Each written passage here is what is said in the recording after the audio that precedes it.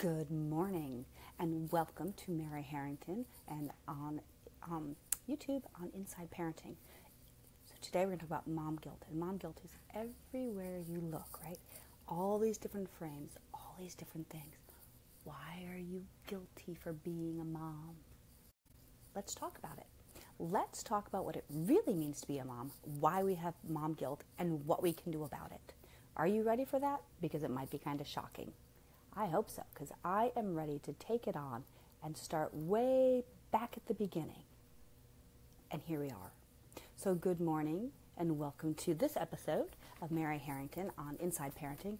And we're going to talk about mom guilt. Yes, mom guilt, the wonderful thing that happens the moment you give birth.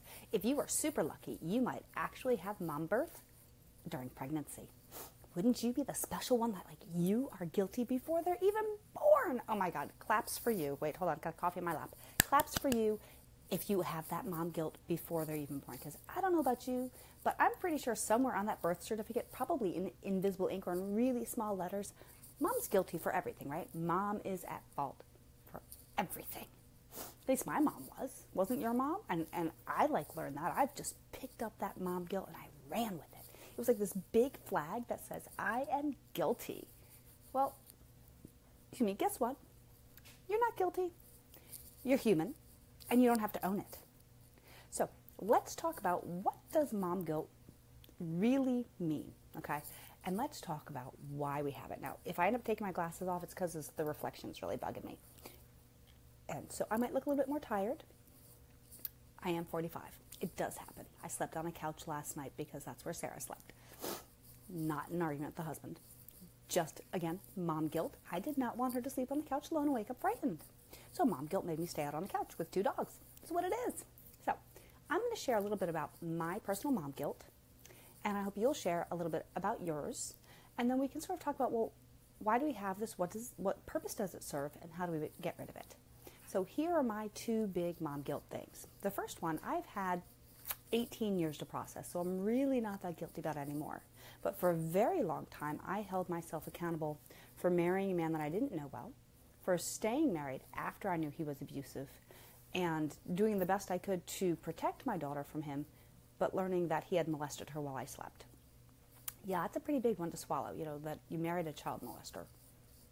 That's pretty big high on the mommy guilt scale here.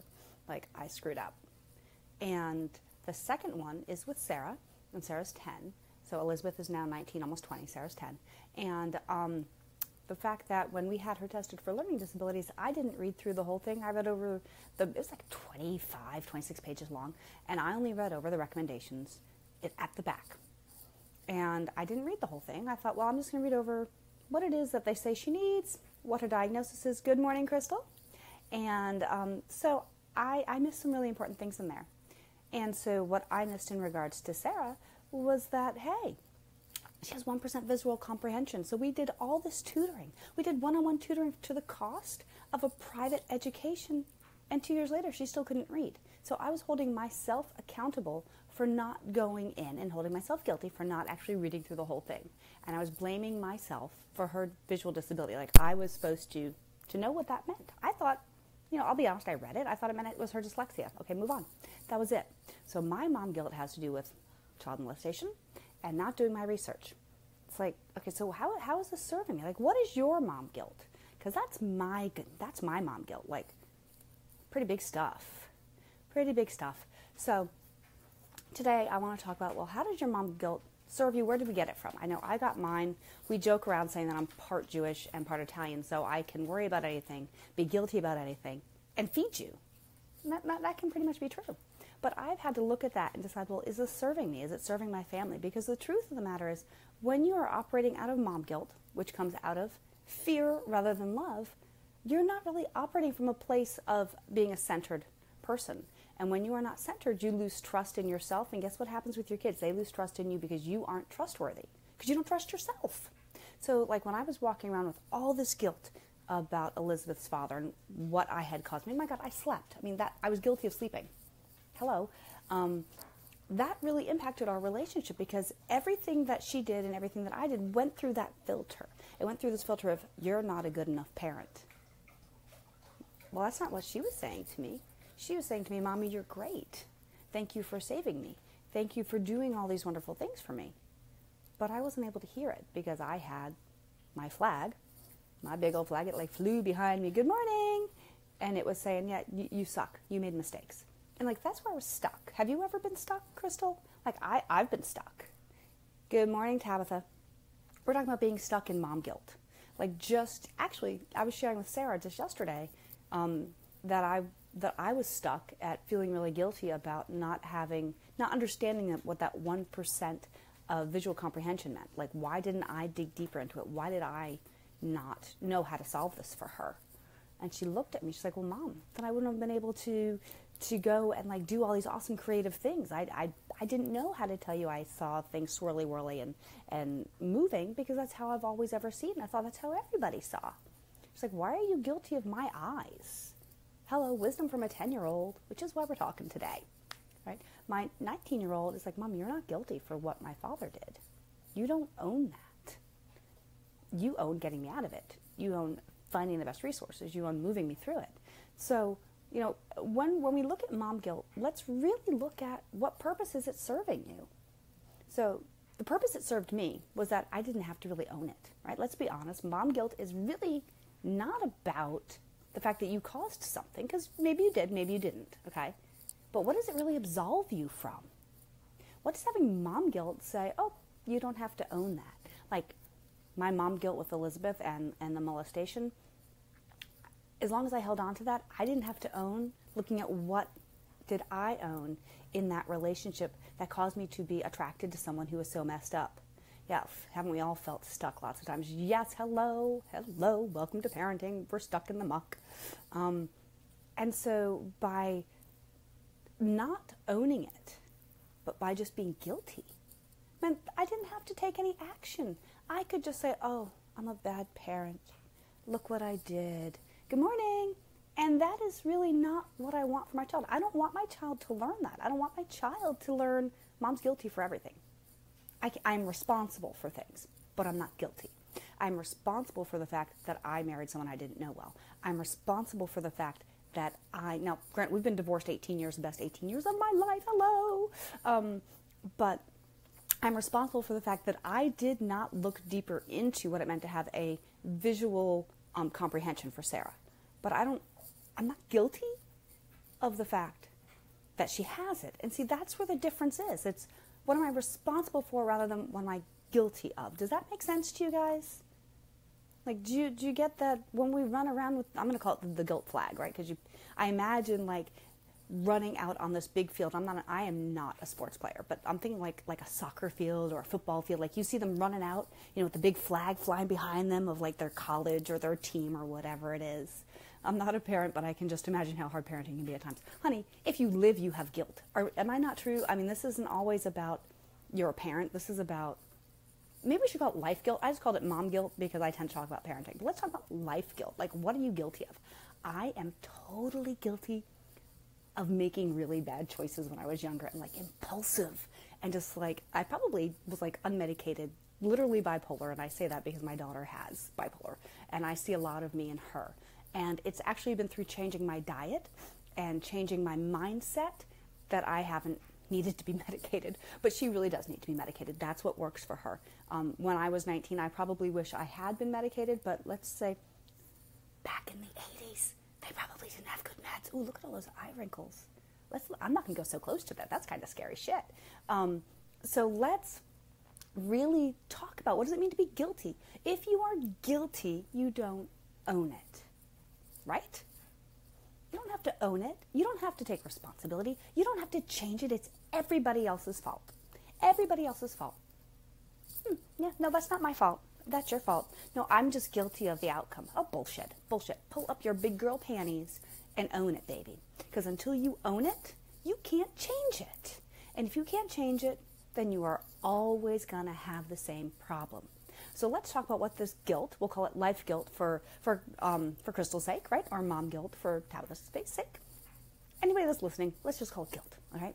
So when you have guilt, it puts you in this position of having to be your own boss, right? Oh yes, own your own stuff, let others own their stuff. Yeah, because if you own someone else's stuff, oh, when you're guilty, you're so in charge of everybody else's stuff too. It's like you hoard it. You have like your flag running down the field, and then you see other people's flags and you pick them up and you run with them too. Oh my God, you're like running with all these flags of guilt and ownership of other people's shit.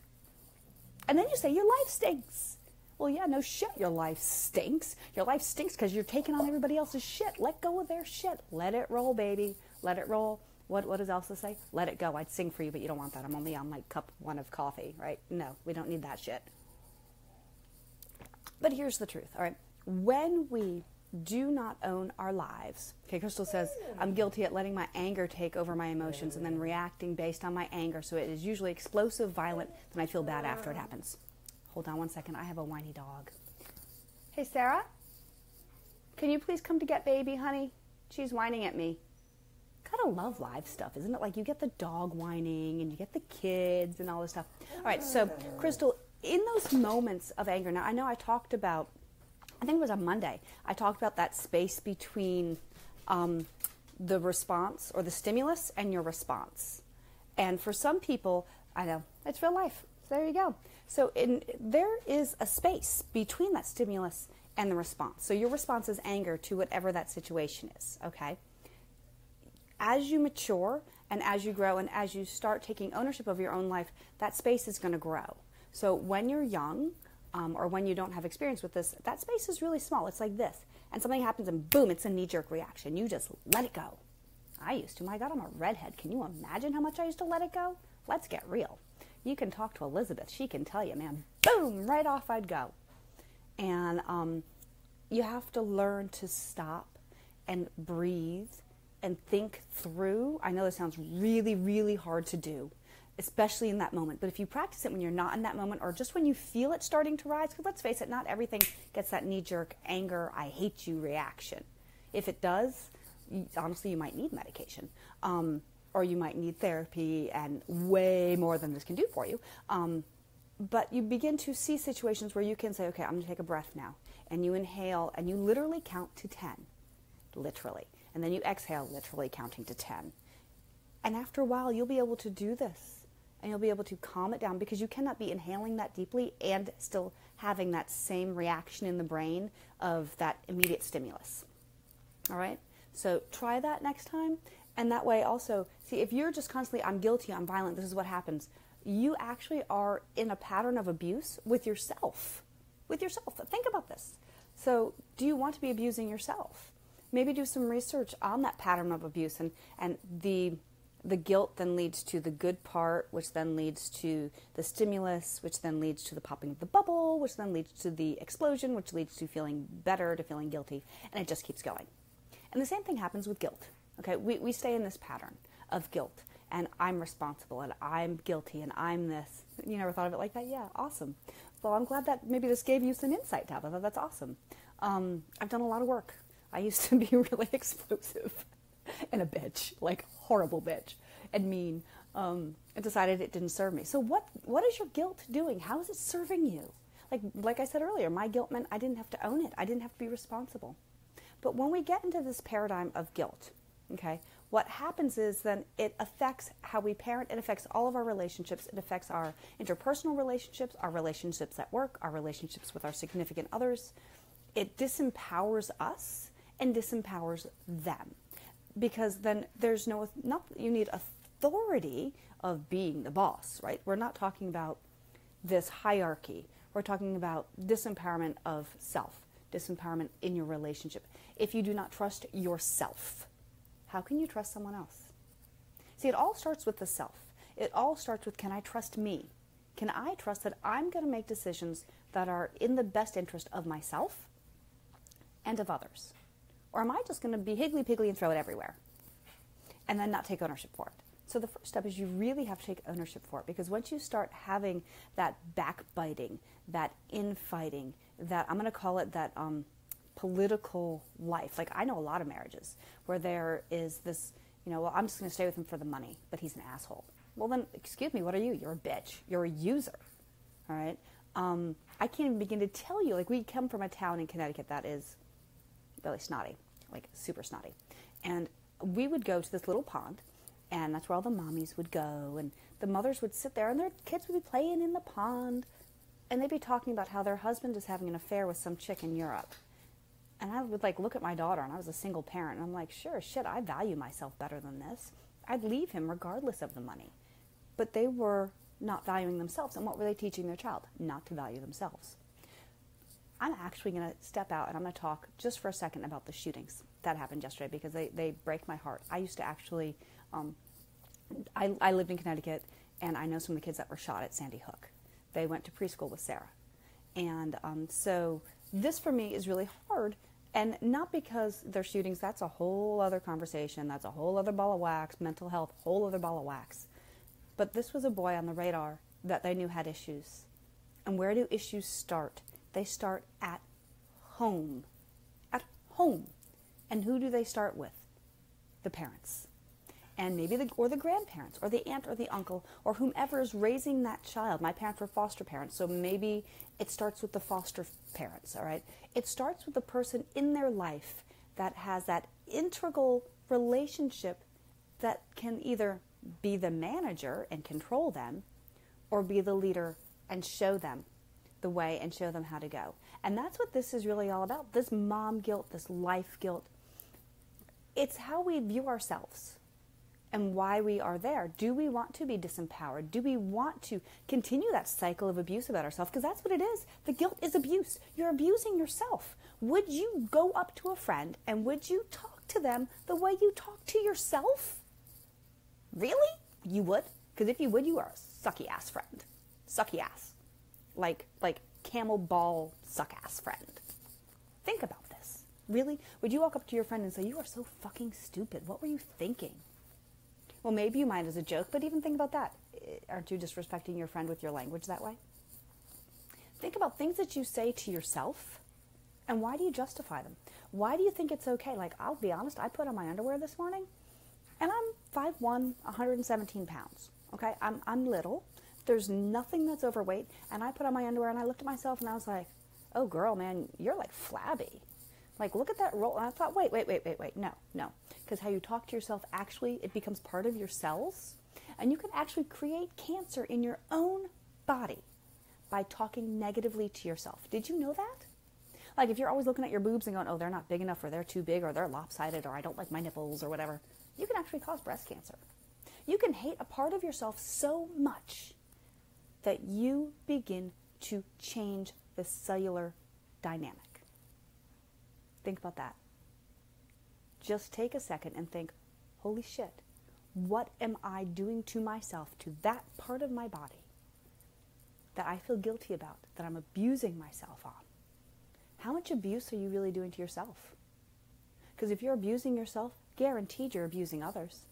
When I was guilty about marrying a molester for Elizabeth, sure as shit I abused myself all the time. What a bad person I am. How could I do this? What was I thinking? I'm going to be honest. As soon as last week, I was crying over not reading over Sarah's report and feeling guilty that I didn't know what that meant. Well, what did that mean if I was feeling guilty? What was I doing to myself? I was being negative to myself. When I talked to Sarah about it yesterday, she was like, Mom, you're not guilty for this. She's like, look at this. I have different opportunities. I've learned different things. I'll catch up. When my eyes work, I'll catch up. It's really okay. It's not yours. Damn, she's 10. And she's teaching me. Teaching me. How awesome is that? When you are able to let go of life guilt, mom guilt, all that other stuff, your relationships begin to change with yourself, and they begin to change with your children and with your significant others. And you are no longer running around having to own all of their shit. Because let's face it, owning our own shit takes more than enough time. Yeah? Yeah. It's a full-time job owning your own shit. But you need to learn how to listen to other people's shit, because that's also part of being a partner, whether it is significant other, it is child, it is coworker. But listening and not owning, totally different things.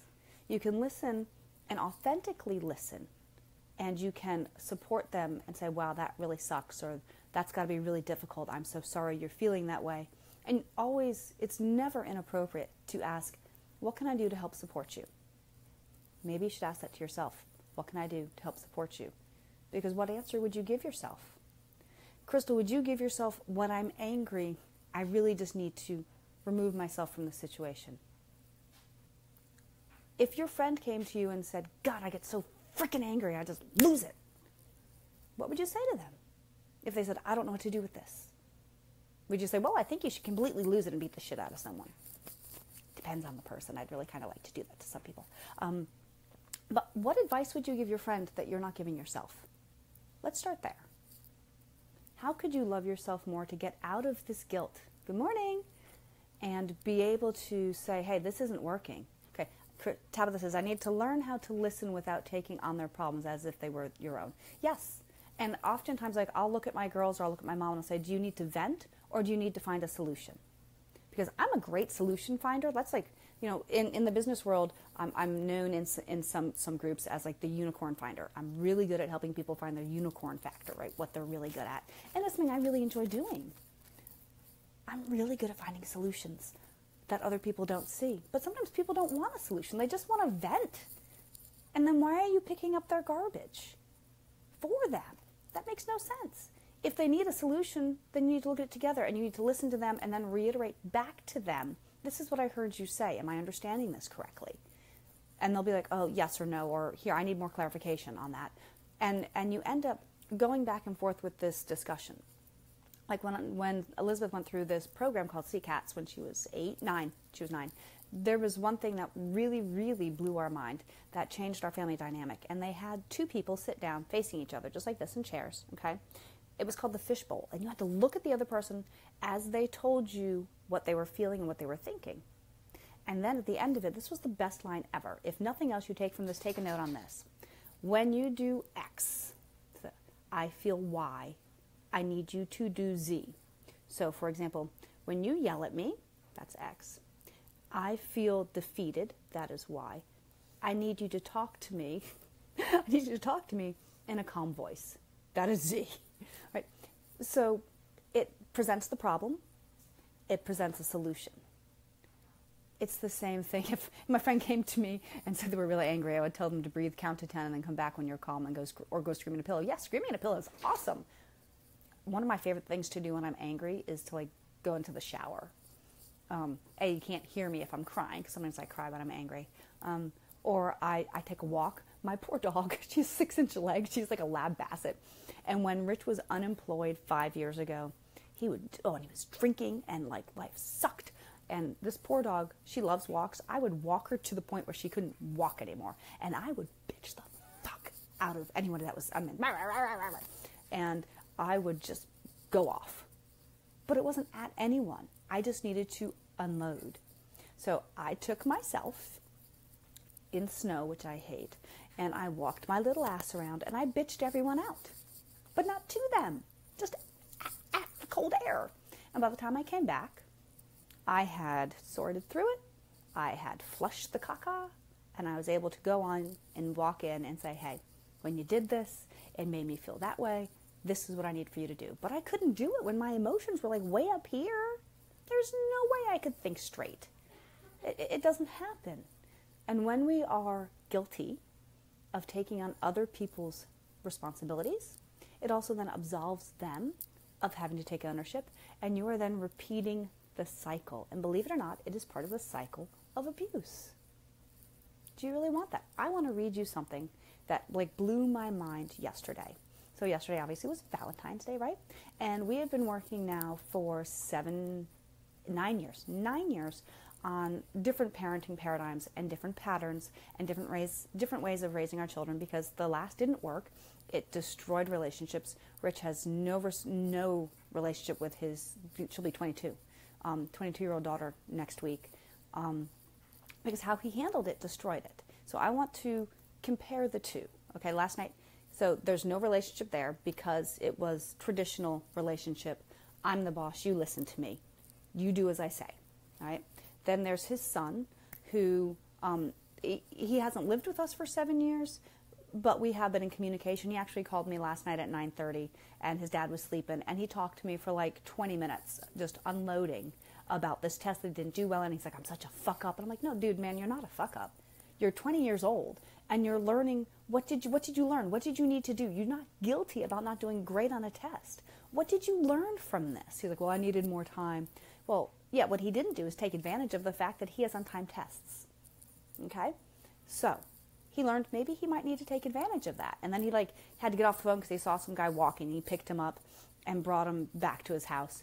And it was raining. And he texted me like, oh, I'm so sorry. I didn't mean to drop off. I'm like, dude, I am so proud of you that you thought of someone else first. I'm like, I think that's awesome.